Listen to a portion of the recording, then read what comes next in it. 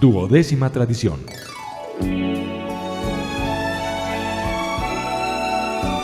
El anonimato es la base espiritual de todas nuestras tradiciones, recordándonos siempre anteponer los principios a las personalidades. La esencia espiritual del anonimato es el sacrificio.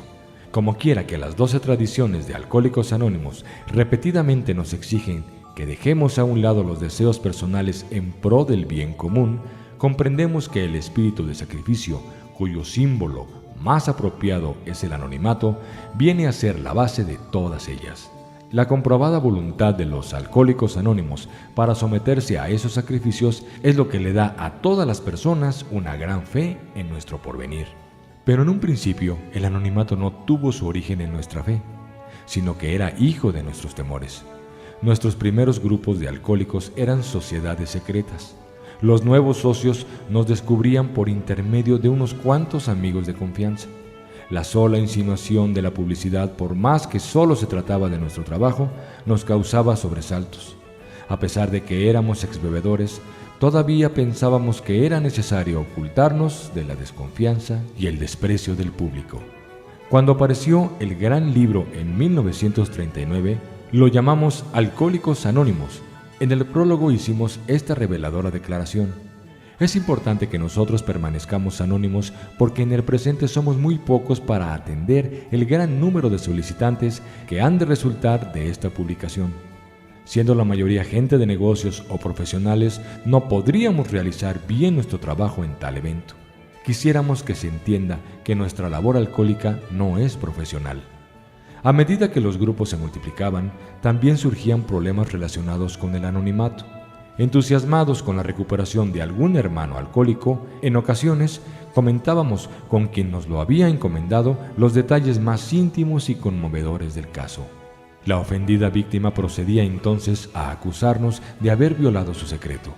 Cuando esos cuentos comenzaron a esparcirse fuera del círculo de Alcohólicos Anónimos, se hizo sentir con fuerza la pérdida de fe en nuestra promesa de secreto. Con frecuencia fue causa de que se retiraran algunos posibles nuevos socios. Claro está que el nombre de cada miembro y su historia tenían que mantenerse en reserva, si esos eran sus deseos. Esa fue nuestra primera lección sobre la aplicación práctica del secreto. Con característica intemperancia, sin embargo, algunos de los recién llegados no se preocupaban porque guardáramos su secreto. Deseaban contar a gritos que eran socios de AA, y así lo hacían. Los alcohólicos recién recuperados acudían a contarle a otros los detalles de sus casos particulares. Otros volaban a hablar ante micrófonos o a hacerse retratar. A veces se emborrachaban y desencantaban a los miembros de sus grupos. Habían pasado del papel de miembros de Alcohólicos Anónimos al de simples vanidosos. El fenómeno de los contrastes a menudo nos hace pensar. Teníamos ante nosotros la pregunta: ¿qué tan anónimos deben ser los miembros de Alcohólicos Anónimos? Nuestro desarrollo nos mostraba que no podríamos seguir siendo una sociedad secreta, pero también comprendíamos que no podríamos convertirnos en un circo. La adopción de una vía intermedia entre esos dos extremos nos tomó mucho tiempo. Por regla general, casi todos los recién llegados deseaban que sus familiares se enteraran inmediatamente de lo que estaban tratando de hacer. También querían decírselo a quienes habían tratado de ayudarlos, a sus médicos, consejeros espirituales y amigos íntimos. A medida que iban adquiriendo confianza en sí mismos, se sentían con el derecho de explicarles la nueva vida a sus jefes y a sus amistades comerciales. Cuando se presentaba la oportunidad de ayudar, les resultaba fácil hablarle a todo el mundo acerca de Alcohólicos Anónimos. Esas tranquilas exposiciones les ayudaban a perderle el miedo al estigma del alcoholismo y además ayudaban a que toda la comunidad se enterara de la existencia del grupo de Alcohólicos Anónimos.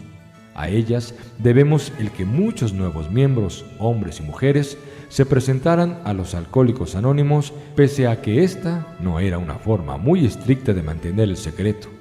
Cabía muy bien dentro del espíritu de la asociación. Pero pronto se vio que este método de comunicación de persona a persona era demasiado limitado. Nuestro trabajo, como tal, necesitaba publicidad.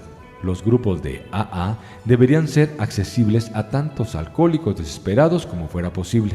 Por consiguiente, muchos de los grupos comenzaron a tener reuniones a las que podían concurrir los amigos interesados y el público, de modo que los ciudadanos pudieran darse cuenta por sí mismos de lo que eran los Alcohólicos Anónimos. La reacción de estas reuniones fue bastante satisfactoria.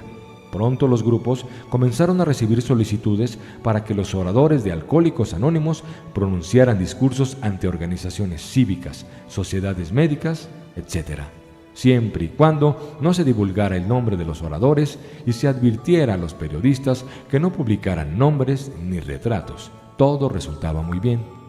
Vinieron luego nuestras primeras incursiones en el campo de la publicidad en grande. Estas fueron sorprendentes. Un periódico importante, el Cleveland Plain Dealer, publicó artículos que hicieron subir el número de nuestros socios de unos pocos a varios centenares de la noche a la mañana. Las noticias acerca de la comida que el señor Rockefeller ofreció a los Alcohólicos Anónimos ayudaron a duplicar el número total de miembros en el curso de un año. El famoso artículo que Jack Alexander publicó en el Saturday Evening Post convirtió a los Alcohólicos Anónimos en una institución nacional. En esa forma, fueron siendo cada día mayores las oportunidades de reconocimiento de los méritos de Alcohólicos Anónimos. Las empresas de cine querían nuestros retratos, la radio y finalmente la televisión nos asediaron con solicitudes de presentaciones personales. ¿Qué era lo mejor que podíamos hacer?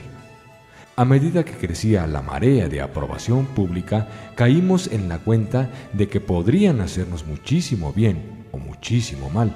Todo estaba en que supiéramos cómo encauzarla.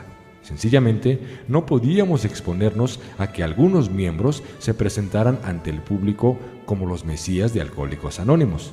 El instinto de propagandistas iba a ser nuestra propia perdición. Bastaría con que uno se emborrachara en público o empleara nuestro nombre en ventaja propia para que se nos hubiera causado un daño irreparable. A esas alturas de los acontecimientos se imponía volver a 100% del anonimato, en la prensa, la radio, el cine y la televisión. Era el caso en que los principios debían anteponerse a las personalidades, sin ninguna excepción. Esos experimentos nos enseñaron que el anonimato es la verdadera humildad militante. Es la cualidad espiritual que hoy en día sirve de pauta a la vida de los Alcohólicos Anónimos en todas partes. Gracias al espíritu del anonimato, tratamos de dejar a un lado nuestros deseos de distinción personal como miembros de AA, tanto a los demás miembros como ante el público en general. Al dejar a un lado esas aspiraciones, creemos que cada uno de nosotros teje un manto protector a nuestra sociedad, bajo el cual podremos trabajar unidos.